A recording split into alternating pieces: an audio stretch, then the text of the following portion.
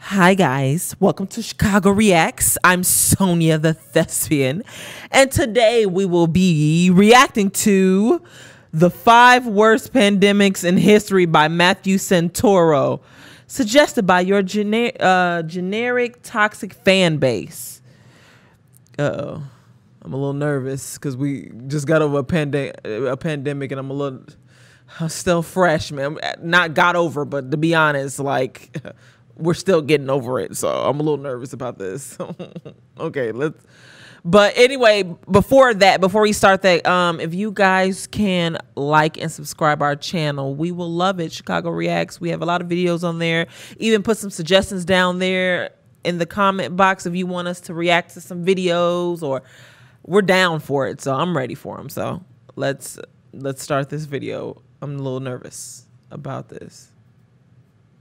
In 2019, the world got a sobering reminder of how pandemics can spread with the emergence of COVID-19 and the devastation that they can cause. But pandemics are not new to humanity. In fact, far from it. We have survived many pandemics in our history, most of which were far deadlier than the one that we are currently dealing with. But they all changed the world forever and caused devastation during their time, most of which we were completely unprepared for.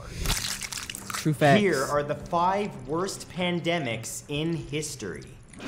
Number 5 is the HIV/AIDS pandemic. Yeah. The HIV/AIDS pandemic, or epidemic as some call it, is unique because it's a pandemic that we're still living with to this day. The human immunodeficiency virus, which can be categorized into 2 strains, HIV-1 and HIV-2, are believed to have originated in non-human primates in West Central Africa and are believed to have transferred to humans through a process known as zoonosis in the early 20th century. Both are species of lentivirus, a subgroup of retrovirus that infect humans. Over time, they cause acquired immunodeficiency syndrome, or AIDS. HIV-1 appears to have originated in southern Cameroon, while HIV-2 appears to have originated in West Africa, perhaps southern Senegal. Since the first case of infections, the virus has made its way around the world, and AIDS officially became a pandemic by the late 20th century. Today, about 64% of the estimated 40 million people living with HIV live in sub-Saharan Africa. An approximate 1.2 million people in the United States live with HIV, with approximately 16,000 deaths a year. Worldwide, approximately 38 million people live with HIV, with an estimated total of 42 million deaths since the start of that pandemic. To this day, there's no known cure for HIV/AIDS. However, great leaps forward have taken place. An awareness has grown, new treatments have been developed that make HIV far more manageable, and many of those infected go on to lead productive lives. Annual global deaths from HIV/AIDS have dropped to 1.6 million, and as science and technology progresses, many believe a cure will present itself in our lifetime. Number 4 is the Plague of Justinian. The Plague of Justinian began in the year 541 and lasted until 542. It was caused by an outbreak of a single bacterium, the Yersinia pestis, better known as the bubonic plague. It afflicted primarily the Byzantine Empire in the Mediterranean port cities, killing from 30 to 50 million people in a single year. Whoa, dang. It carried over from the Mediterranean Sea from Egypt, a recently conquered land, paying tribute to Emperor Justinian in grain. However, plague-ridden fleas hitched a ride on the black rats that snacked on that grain. It went on to spread like wildfire across Europe, Asia, North Africa, and Arabia, killing, by some estimates, up to half of the world's population. This pandemic is regarded as the first recorded incident of the bubonic plague, leaving a devastating trail of destruction behind it, killing up to a quarter of the population of the Eastern Mediterranean. At its peak, it was killing an estimated 110,000 people every day. According to Professor of History Thomas Makaitis at DePaul University, people had no real understanding of how to fight it other than trying to avoid sick people. As far as how the pandemic ended, our best guess is that it was a mixture of some developing an immunity and the majority of people isolating. Number 3 is the Spanish flu pandemic. The Spanish flu pandemic began in 1918 and lasted until 1920. It infected over 500 million people, about 1/3 of the world population at that time, in 4 successive waves, and included everyone from the South Seas to the North Pole. 1/5 of those infected died, a mortality rate of 20%, with up to 25 million deaths in the first 25 weeks alone. Interestingly, despite its name, this disease did not start in Spain. It was given its name because Spain was a neutral nation during the war and did not enforce strict censorship of its press, which could therefore freely publish early accounts of the illness. As a result, people falsely believed the illness was specific to Spain, and the name Spanish flu stuck. It's believed that this pandemic actually began somewhere in Kansas in the United States, with the first observations of it occurring in March of 1918, and then in April in France, Germany, and the UK. This was an unusually deadly influenza pandemic caused by the H1N1 influenza A virus. What separates this pandemic from other influenza outbreaks was that traditionally influenza had always only killed the most vulnerable categories, such as the very young, the elderly, and the immunocompromised. However, this one was an enigma, as it seemed to kill completely healthy young adults while leaving children and those with weaker immune systems still alive. Interestingly, this would not be the last time that we would see this strain of the flu, as the same strain would again resurge in 2009 as the swine flu pandemic. When it was all over, the Spanish flu killed an estimated 675,000 Americans, and worldwide estimates regarding the total death toll vary wildly, we went through some with stuff, some didn't being we? anywhere from 17 to 100 million, but the most widely accepted estimate is somewhere between 30 to 50 million. So how did it end? Well, there were no antiviral drugs to treat the virus and no antibiotics to treat the secondary bacterial infections. No vaccine was developed for this pandemic. However, instead, it ended by observing social distancing, the closing of schools and other such gathering places, quarantining, and the widespread use of masks. It's worth noting that San Francisco ended up suffering some of the highest death rates from the Spanish flu nationwide due to public resistance against public gathering orders. As a result, a 2007 analysis found that if San Francisco had simply kept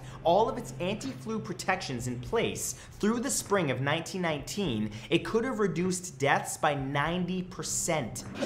Number 2 is smallpox. Ooh, Smallpox was one of the most devastating and oldest pandemics in history, and by total death count, it could be considered the worst pandemic in history. However, it comes in at number 2 on this list, as the number of deaths occurred over a much longer time span, because, as you'll see, number 1 killed many more people in a much shorter time span. It's believed that smallpox extends all the way back to prehistory, originating around 10,000 BC. But the earliest credible evidence of it was found in Egyptian mummies from 3,000 years ago. During the 18th century, the disease killed an estimated 400,000 Europeans each year, including 5 reigning monarchs, and was responsible for 1/3 of all blindness. It's estimated that in the 20th century alone, it killed 300 to 500 million people. Between 20 to 60% of all those infected and over 80% of children died from the disease, or approximately 1 in 3 people on average. Smallpox is transmitted in multiple ways, but most frequently through the air in moisture droplets by sneezing, coughing, and talking, but could also be spread through direct contact with infected bodily fluids or contaminated objects, such as bedding or clothing. As recently as 1967, the World Health Organization determined that approximately 15 million people contracted the disease and 2 million people died that year. The disease advances in stages. The first symptoms of smallpox include a high fever, fatigue, a headache, and a backache. After 2 to 3 days, a flat red rash appears on the face and upper arms, and then it spreads all over the body. And over the next 2 to 3 weeks, the flat red spots become firm and dome-shaped and becomes too gruesome to describe any further from there. What makes this disease extra insidious is the incubation period for smallpox is generally 12 to 14 days, which means a person may not even show signs of infection for around 2 weeks. The first smallpox immunization was developed in 1796 and took more than 200 years and a worldwide vaccination program in order to eradicate the disease. The last known naturally occurring case of the disease occurred in 1977 in Somalia and was officially declared eradicated in 1980. In fact, it became the world's first fully eradicated disease and was done so solely through vaccination. See, everybody getting them vaccinations. To this day, there are still no treatments for the disease that are proven, tried, smallpox. And tested. Prevention became Forgot the key, about that. and it was done so based on a worldwide vaccination strategy. And number one, the Black is the Death. Black Death. That's one I know. By far, the most fatal pandemic in history was the Black Death, also known as the Plague. Occurring between 1346 and 1353, it killed a harrowing 75 to 200 million people, the majority of those in just the first 4 years. Originating in Asia, it's believed that it spread between continents via fleas living on rats that so frequently lived aboard merchant ships known as death ships. Ports were major urban centers at the time, and so were perfect breeding grounds for this contagion. The pandemic was especially devastating during that time because people didn't have the scientific understanding of viruses and the like. All that they knew is that it had something to do with proximity. In fact, some forward-thinking officials decided to keep newly arrived sailors in isolation until they could prove that they were not sick, making this the invention of quarantine. Interestingly, as time went on, the Venetians increased the forced isolation period to 40 days, or a quarantino, which is where we get the origin of the word quarantine and the start of the practice in the Western world. The plague wiped out half of Europe's population and changed the course of Europe's history forever. The main symptoms of the plague are actually too gruesome to mention in this video, but also include fever, chills, vomiting, diarrhea, terrible aches and pains, and then, of course, death. To this day, we don't fully understand how the plague worked, but it was believed to have been transmitted through the air as well as through the bites of infected fleas and rats. It was caused by an outbreak of a single bacterium, again the Yersinia pestis, similar to the plague of Justinian. Other than quarantine, to stop the pandemic, physicians relied on crude and unsophisticated techniques such as bloodletting and boil lancing, practices that were dangerous as well as unsanitary in and of themselves, and superstitious practices such as burning aromatic herbs and bathing in rosewater and vinegar, but was curtailed by methods that we still use today, such as social distancing and isolation. Thank you so much for watching this video, and if you enjoyed it and learned something, be sure to drop a like on it, share it with your friends, and I'll see you in the next video. Peace. I knew about the Black Death, of course, because I love British history.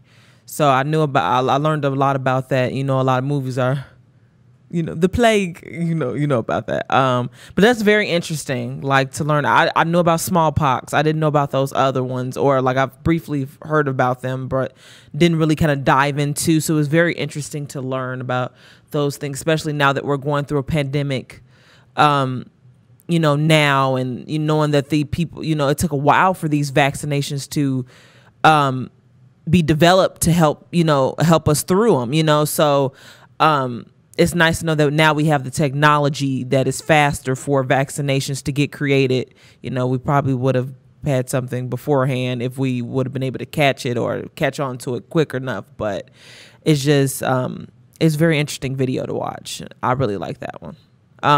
But thank you for watching this video, and be sure to like and subscribe and check out our other videos, and we'll see you next time.